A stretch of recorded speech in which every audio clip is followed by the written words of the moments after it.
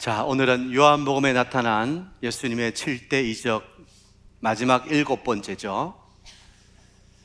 죽은 지 나흘이나 되어 냄새가 나는 나사로의 무덤 앞에서 우리 주님은 말씀하십니다. 나사로야, 나오너라 말씀하실 때 죽은 나사로가 벌떡 일어나서 생명의 역사가 일어나는 이적을 오늘 우리는 본 것이죠.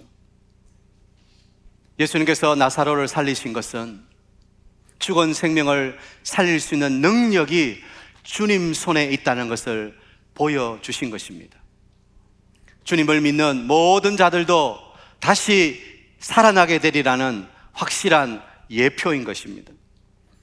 인류 역사상 사람이 들을 수 있는 말 중에 가장 위대한 선언이 오늘 성경에 나와 있습니다.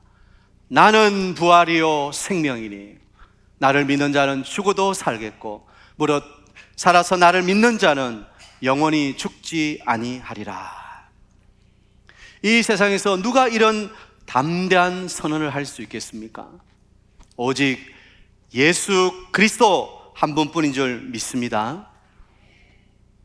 우리는 지난 주간 고난주 특세를 통해서 예수님께서 행하신 놀라운 이적을 보았습니다. 근데 중요한 것은 그 놀라운 기적을 보면서 그냥 우와, 신기하다, 신비롭다, 놀랍다 그 정도에 그쳐서는 안 된다는 거예요. 그 모든 이적, 표적은 예수님이 누구신지를 가리키는 손가락이라고 했습니다. 예수님은 하늘로부터 오신 하나님의 아들이시요 참 우리의 구주이심을 믿습니다. 오늘 이 죽은 나사로를 살리신 이 부활 사건을 통해서도 우리는 예수님이 어떤 분이신지 알 수 있습니다. 예수님만이 죄와 사망의 무덤 속에 갇혀있던 우리를 일으키시고 우리에게 영원한 생명을 주시는 유일한 구원자 그리스도라는 사실입니다. 여러분, 세상의 어떤 종교에도 부활이 없습니다. 세상에 많은 종교들이 있지만 맞습니다. 그 종교들은 나름대로 선하고 의롭고 우리에게 유익합니다. 그러나 거기에는 부활이 없어요. 그 창시자들은 위대한 말을 선언했지만 그러나 죽음으로 다 끝나버렸어요. 그러나 예수 그리스도는 죽음에서 부활하셨습니다. 이 땅에 있는 모든 종교는 인간이 만든 것입니다.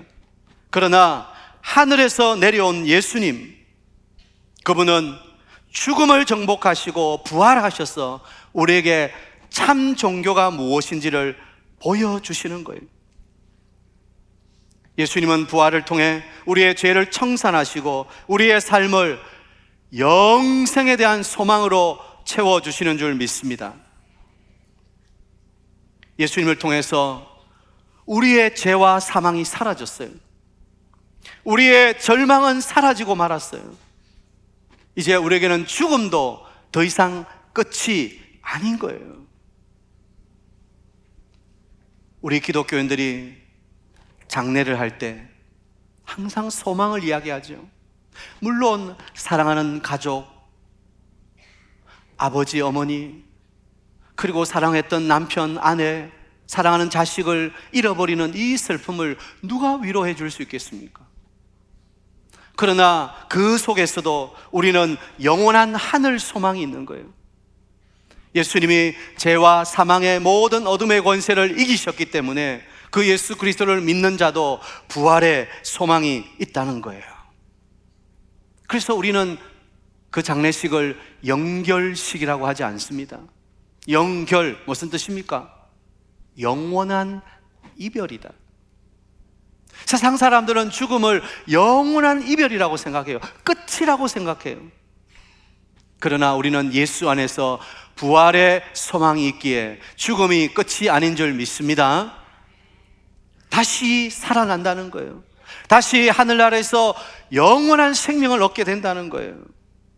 자, 그런데 오늘 이 부활 생명이 단순한 미래의 소망으로만 그쳐서는 안 된다는 겁니다.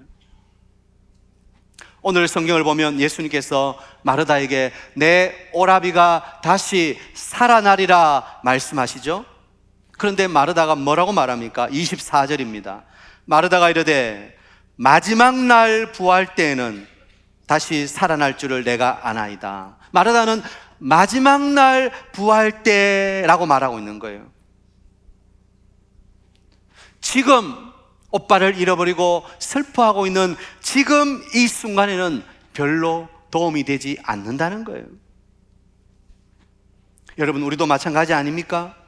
오늘 예수님 부활하셨습니다, 할렐루야 박수치며 기뻐하지만 그것이 오늘 내 삶에, 오늘 내 현실 속에 무슨 위로와 힘이 되는가 하는 것입니다.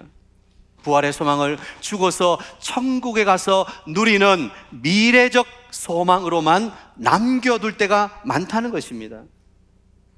사랑하는 여러분, 예수님의 부활은 물론 미래적인 것이기도 하지만 오늘 지금 내 삶 속에 역사하는 것을 믿으시기 바랍니다. 그러면 부활의 현재적 의미가 무언가 하는 거예요. 예수님이 2000년 전에 부활하셨는데 그 부활이 오늘 내 삶 가운데 어떤 의미를 주는가 하는 거예요. 첫 번째, 예수님께서 부활하심으로 우리가 죄에서 영원히 해방되었다는 것을 말씀하고 있는 거예요. 예수님의 부활은 그 죄의 문제를 완전히 처리하고 죽음의 권세를 이겼다는 걸 말하는 거예요. 더 이상 우리는 죽음에 매여 있는 사람이 아닌 거예요.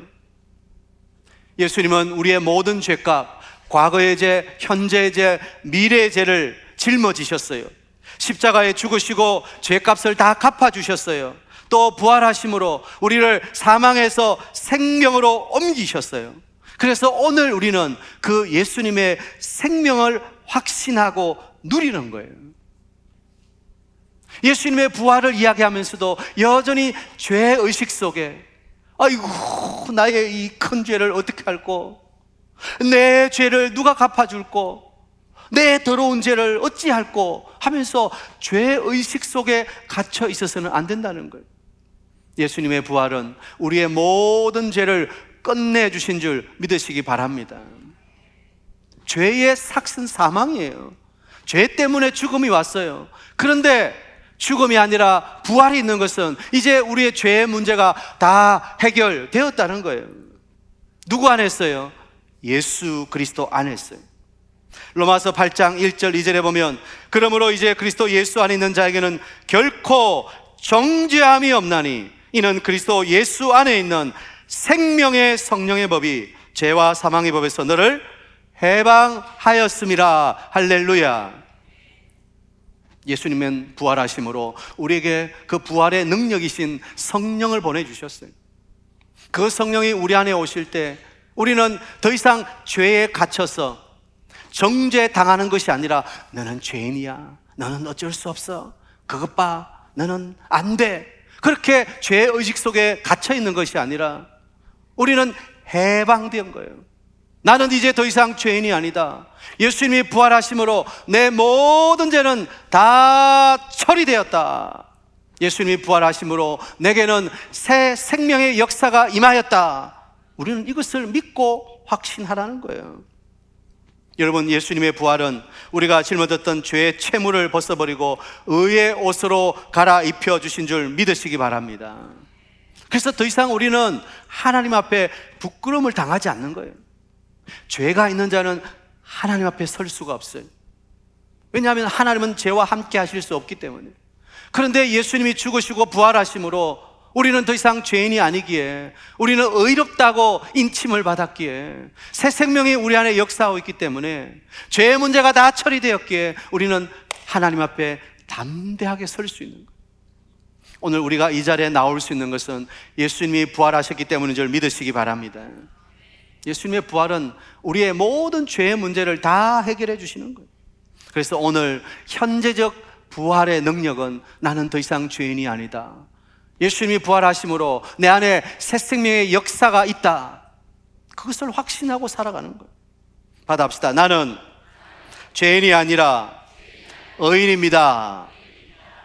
두 번째 또 부활의 현재적 의미는 예수님의 부활이 우리의 부활을 보증해 주신다는 거예요. 성경에 보면 예수님의 부활을 첫 열매라고 하셨어요. 예수님의 부활의 사건이 일어남으로 말미암아 우리도 부활할 것을, 열매가 맺히면 내년에 또 거기 열매가 맺히는 거예요. 보통 나무를 심으면 한 3년에서 5년까지는 열매가 잘 생기질 않아요. 왜냐하면 그 나무가 영양분을 공급받고 해야 열매가 맺히는 거예요. 그런데 열매가 맺히면 그 다음에도 또 열매가 맺히는 거예요. 첫 열매가 중요한 거예요. 예수님이 우리의 부활의 첫 열매가 되셔서 우리의 부활을 보증해 주셨어요. 이제 우리도 부활할 것을 알기에 영원한 삶이 우리에게 기다리고 있다는 소망으로 살아가는 거예요. 그래서 우리는 이 땅이 전부가 아니라는 것을 믿는 거예요. 만일 이 땅의 삶이 전부라면 어떻게 하든지 이 땅에서 잘 먹고 잘 사자, 그리고 이 땅의 모든 것을 쏟아부어야 돼요. 그러나 우리는 이 땅이 아니라 영원한 하늘이 있고 부활의 나라가 있다는 것을 믿는 거예요. 그래서 오늘 우리에게 오는 고난을 아무리 힘들어도 부활의 소망으로 이겨내고 승리할 수 있는 거예요. 우리 믿음의 선배들을 보세요. 그들은 가전 고난과 핍박 속에 살아요. 특별히 일제시대 신사참배를 거부하고 감옥에 갔던 우리 믿음의 선배들을 보면 그 일본 순사들이 이 자리에서 한 번만 천황이 신이라고 말하면 보내주겠다. 감옥 나가서 네가 어떻게 살든지 그건 중요하지 않고 지금 이 순간 천황이 신이라고 한 번만 시인하면 이 고문 끝났다, 보내준다. 그런데 우리 믿음의 선배들은 그 영원한 하늘 소망이 가슴에 넘쳐났기 때문에 절대 천황을 숭배하지 않는 거예요. 동방요배하지 않는 거예요. 끝까지 예수 그리스도가 나의 부활의 소망이시다, 나를 위해 영원한 천국이 기다리고 있다, 그 소망으로 살아갔던 거예요. 낮에나 밤에나 눈물 머금고 내 주님 오시기만 기다립니다. 부활의 참 소망을 바라보며 그 고난을 인내하고 또 인내했던 것입니다. 여러분, 오늘 우리가 살아가는 삶이 참 때로는 눈물 골짜기 같아요. 가시밭길 같아요. 너무 힘들 때가 있어요. 그래서 눈물이 주르르 흐를 때가 있어요. 그러나 그때도 하늘의 위로와 소망이 있는 줄 믿으시기 바랍니다. 예수님의 부활이 우리의 참 소망이 되는 거예요. 오늘 나의 삶에 그 영원한 하늘에 대한 소망으로 오늘의 어려움을 이겨낼 수 있다는 거예요. 우리 아이들이 밤을 새워가며 잠을 안 자가면서 잠 올 때는 샤프를 그 앞에 가지고 콱콱 자기 허벅지를 찔러가면서, 요즘은 그렇게 하는 애 없나? 우리 할 때는 그랬잖아요, 그죠?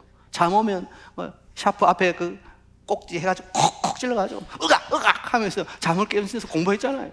왜 그렇게 공부해요? 지금은 고난이지만 좋은 대학에 들어가면 앞길이 확 열릴 것이다, 내가 원하는 그런 삶을 살 수 있을 것이다, 그런 미래적 소망이 있기 때문에 오늘 그 잠을 안 자가면서 공부하는 거예요. 여러분, 오늘 우리의 삶이 좀 고달파도, 좀 눈물겨워도 우리를 기다리고 있는 영원한 하늘나라가 있고 부활의 소망이 있다는 사실이 오늘을 이기게 하는 힘인 줄 믿으시기 바랍니다. 자, 그러면 그 부활의 능력을 오늘에 체험하기 위해서 우리는 어떻게 해야 될까요? 오늘 성경을 보면서 두 가지만 살펴보겠습니다. 첫 번째 바다입니다. 알면서 믿음으로, 알면서 믿음으로 전환해야 부활의 능력을 오늘 체험할 수 있다는 거예요. 여러분, 마르다가 가졌던 믿음은 무엇일까요? 다분히 지식적이고 이론적이고 이성적인 믿음이에요. 사실 믿음이라기보다는 알매 더 가까운 거예요. 오늘 성경을 보세요. 24절, 마르다가 이르되 마지막 날 부활 때는 다시 살아날 줄을, 그 다음에 뭐라 그랬어요? 내가 아나이다. 여러분, 여기서 마르다의 문제점을 발견하셨습니까? 마르다는 믿는다고 말하지 않고 압니다. 여기 압니다는 원어로 오이다, 영어로 하면 I know, 지식적 의미를 말하는 거예요. 정보를 말하는 거예요. 지식과 정보가 기적을 만들어내지 않습니다. 우리가 열심히 교회 다니고 예수님을 믿는다고 하지만 결정적인 순간에는 아무 일도 일어나지 않아요. 왜 그럴까요? 우리 열심히 부족하기 때문입니까? 아니요. 우리의 믿음이 너무나 이성적이고 지식적이라는 거예요. 그래서 기적이 일어나지 않는 거예요. 알면서 믿음으로 전환해야 되는 거예요. 여러분, 신앙생활은 지식이 아니라 믿음으로 사는 것인 줄 믿습니다. 지식과 믿음은 다른 거예요. 안다는 것과 믿는다는 건 하늘과 땅 차이인 거예요. 많은 성도들이 예수님을 지식적으로 알려고 해요. 물론 중요해요. 그러나 여러분, 그거 아세요? 우리가 믿으면 알게 돼요. 이게 믿음의 신비예요. 오늘 예수님이 마르다에게 뭐라고 하세요? 내가 믿으면 하나님의 영광을 보리라. 보고 믿는 것이 아니라 믿으면 보게 되는 거예요. 우리는 보고 믿겠다고 말하는 거예요. 그건 합리적이에요. 이성적이에요. 그러나 믿으면 보게 되는, 이것이 신비로운 거예요. 예수님은 마르다에게 믿으면 보게 될 것이다. 알미 먼저입니까? 믿음이 먼저입니까? 믿음이 먼저예요. 덮어놓고 믿으라, 그런 말이 아니에요. 그 믿음은 우리 안에 성령이 주셔야 되는 거예요. 27절에 보면 마르다가 어떻게 합니까? 드디어 아멘 하기 시작하는 거예요. 이르되 주여 그러하외다. 주는 그리스도시요 세상에 오시는 하나님의 아들이신 줄 내가 믿나이다. 마르다가 내가 압니다 해서 뭘로 변했어요? 내가 믿습니다로 변화되는 거예요. 믿습니다, 피스튜어, 영어로는 I believe. I know 하는 거하고 I believe 하는 거하고는 다른 거예요. 여러분, 예수님은 아는 수준에 그치는 것이 아니라 나의 참된 구주로, 나의 부활의 생명으로 믿어야 할 줄 믿습니다. 그 예수님의 말씀을 받아들여야 되는 거예요. 그런데 그 받아들이는 것이 성령의 은혜로 되는 거예요.